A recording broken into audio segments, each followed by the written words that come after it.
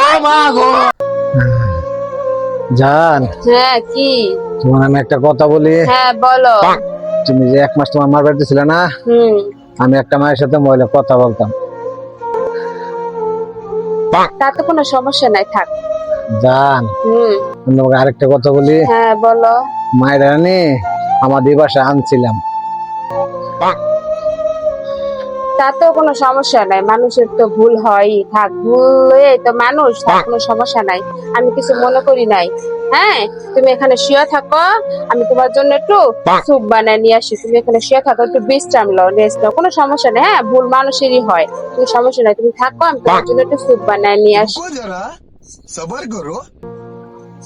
আল্লাহ, আমার বড় কত ভালো, একটা মায়ের সাথে কথা বলছি, তারপর কিছু মনে করা নাই।